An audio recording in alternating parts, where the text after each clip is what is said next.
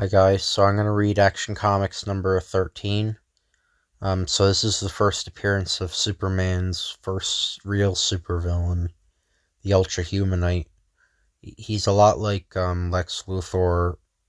Yeah, he's a lot like Lex Luthor, but later on he would like transfer his mind into a gorilla. That was just sort of his gimmick. Later on, he started transferring his mind into other people, but he was also in a wheelchair, so as well. I think it's implied he has like psychic powers too. But anyway, yeah, Superman's on the cover, stopping the train, and there's a bunch of ads. Yeah, a bunch of pistols being advertised. Throw your voice. So Superman, Jerry Siegel and Joe Shuster. Friend of the helpless and oppressed is Superman, a man possessing the strength of a dozen Samsons, lifting and rending gigantic weights, vaulting over skyscrapers, racing a bullet, possessing a skin impenetrable to even steel, are his physical assets used in the one-man battle against evil and injustice. The cab which Clark Kent, ace reporter of the Daily Star, is driving to work is deliberately rammed by another car. Watch out! You did that on purpose. Prove it. That was no accident. He deliberately ran into us. Why? He belongs to the Cab Protective League, an organization that is trying to victimize the independent companies. That evening, within the privacy of his apartment, Clark Kent discards his false attitude of meekness as he dons the Superman costume. Cab Protective League, eh? Sounds like just the sort of setup I'd like to break down. A live step brings the Man of Steel to the sill of his open window. Incredibly powerful muscles launch Superman out into the night. Ah, there it is, just a block away. Shortly later, a fantastic cloaked figure hurtles down among the shadows atop the Carlisle Cab Company, an independent company. It appears I've come just in time. Below, the boss says you either join the league or you get the same medicine some of your drivers got. You assaulted my men and smashed my cars. Go back to your crooked chief and tell him I want nothing to do with him or the league. So you won't join, eh? Sure, you won't change your mind? Go ahead and shoot, you bloody murderer. That's my cue. Pardon, but may I cut in? What in? Horning in, hey? Okay, you bet the same medicine. Out flashes Superman's hand quicker than the eye can follow, grasps the gun's muzzle. Sorry, I don't like the kind of medicine you dish out. Holy smoke, you crushed it like it was paper. What is this? Strong guy, eh? Let's see if that jaw of yours can take it. Brother, you're a glutton for punishment. The racketeer rams his jaw against Superman's extended elbow, knocking himself unconscious. Ugh, crunch. Don't waste any time worrying about the Cab Protective League. It won't be pestering you or any of the other independent owners any longer. But a moment later, up through the skylight, the racketeer imprisoned under his arm vaults Superman. High over the city races the champion of the oppressed with his captive. The racketeer revives. This can't be. I must be going mad. He's a human devil. I've got to escape. It broke. What are... Unharmed, but his giant flying leap deflected, Superman smashes against a nearby building, instead of alighting on it as he intended. Be careful! The two figures catapult toward the far distant streets below. Yeah! Superman succeeds in grasping a window sill with one outflung hand, but the racketeer continues down towards his doom. I wonder what's keeping Pete. He should have returned from Carlisle long ago. Look out! Watch out, Chief. It's Pete. He's dead. Quick, into the building with me. If he hadn't tried to stab me, he'd be alive now. But the fate he received was exactly what he deserved. Within the office of the Cab Protective League, what gets me is why Pete should have committed suicide. It's not important. What I want to know is if old man Carlisle agreed to join the league. Hello, Carlisle. Reynolds of the Cab Protective League speaking. Have you decided to join our association? You and your racketeering pals can take a flying leap into the lake. I'm going to call in the police and tell them plenty. Come on, let's get going. Carlisle's starting to shoot off his mouth to the cops. We'll shut that mouth of his for good. Just in time. We'll muss up that old geezer so bad his friends won't recognize him. And if he still refuses to join up and hold his tongue, we use the gat. What's wrong? Why don't we start moving? I can't understand it. The motor's running all right, but we don't move, and the emergency brakes are off. The solution? Superman has a firm grip on the rear bumper. Nothing wrong with the engine. We'll have to take one of the other cabs. Look, it's rising off the floor. Who are you? Someone who dislikes you thoroughly.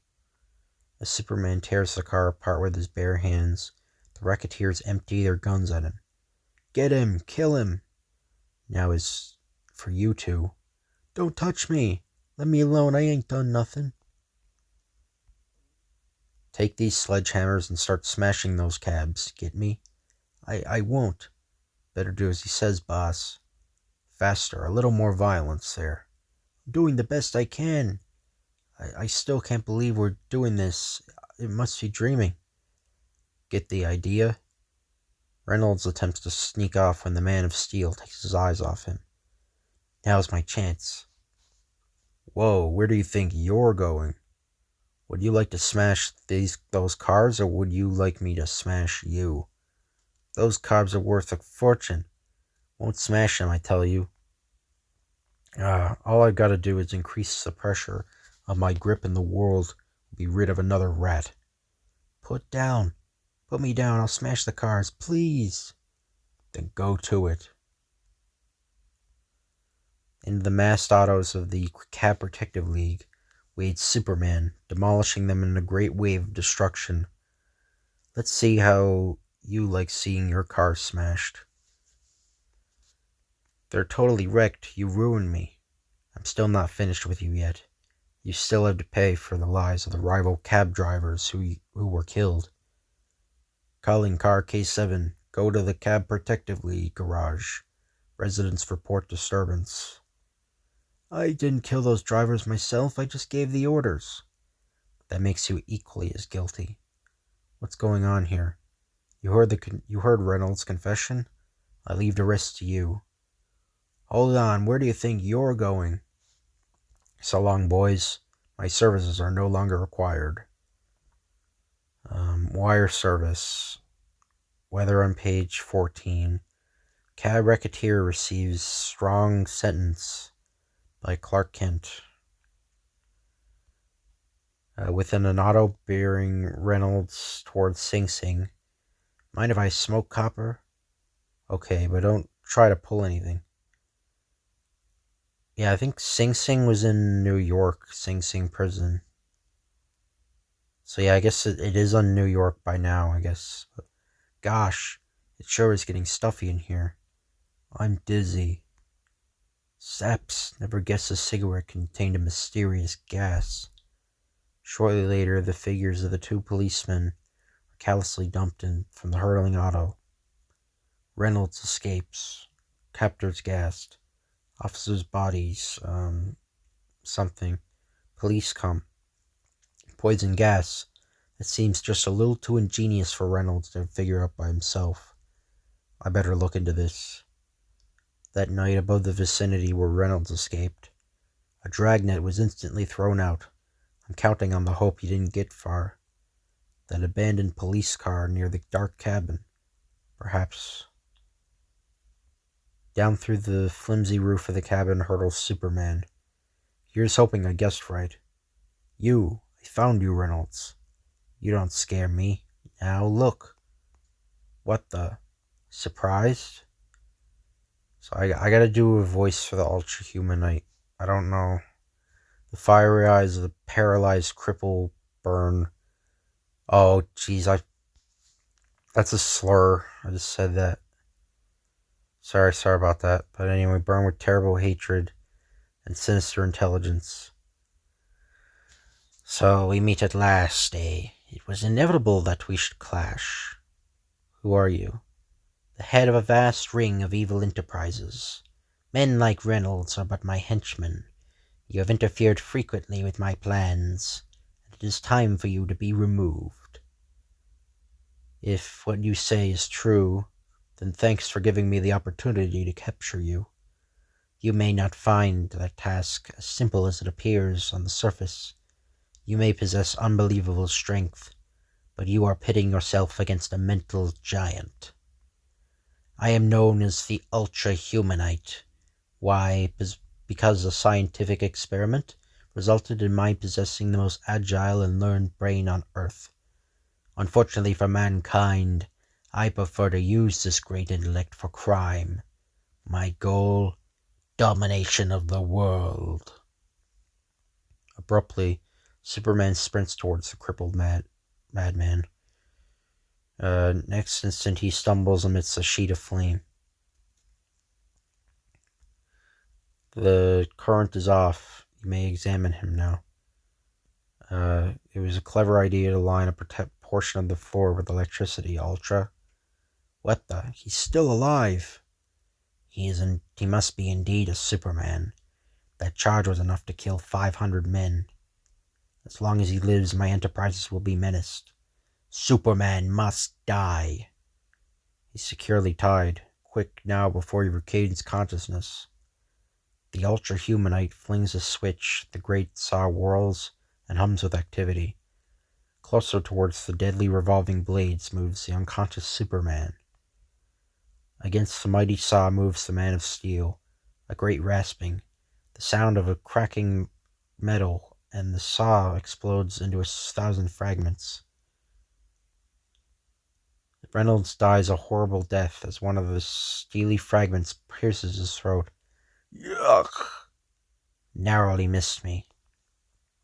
Here he has red hair. He kind of looks like Lex Luthor when he first appeared, because Lex Luthor wasn't bald originally. He had red hair. They turned him bald probably because they messed him up with Ultra-Humanite, because they're very similar characters. I think they should have just kept Ultra-Humanite, never did Lex Luthor. I think Ultra-Humanite's more interesting. But you signaled for us, Ultra. Get me out of here at once. Following their master's orders, the men pile wood against the side of a cabin, ignited. Burn it to the ground. He can't survive fire. In a matter of seconds, the cabin becomes a mass of writhing flames. Hurry, before someone comes to investigate. Moments later, a fantastic air vessel of Ultra's own design takes to the sky in flight. Surrounded by flames, Superman revives. I've got to get out of here, pronto. Up leaps Superman out of the reach of the hungry blaze. Woo, that was almost the end of me. I'll bet that strange ship belongs to the Ultra-Humanite. His fiendish deviltry is to end right now. Aboard the weird vessel. More speed, Superman's escaped. He's overtaking us. I'm pressing it to the limit. Deliberately, Superman crashes into the plane's propeller. That'll fix you. Down towards the distant Earth hurtle both Doomplane and Man of Steel. The Ultra-Humanite's vessel crumples sickeningly as it strikes the ground with a thunderous crash. Strange, I can't find any trace of the Ultra-Humanite. Well, that finishes its plan to control the Earth. Or does it? The end. See the center spread of this issue for an important announcement about Superman. So the announcement they're talking about is Superman gets his own title. So the next Superman story I'll read is Superman #1. A lot of Superman #1 is reprints, so the video will probably be pretty short because a lot of it is just reprints of the other stories. There's I think 2 original stories in the comic. There, one of which is a prequel to Action Comics #1. But anyway, I hope you guys enjoyed this video. If you could like, comment, or subscribe, that'd be appreciated. Yeah, if you want me to read a specific comic, just let me know in the comments down below. And I'll see you guys later.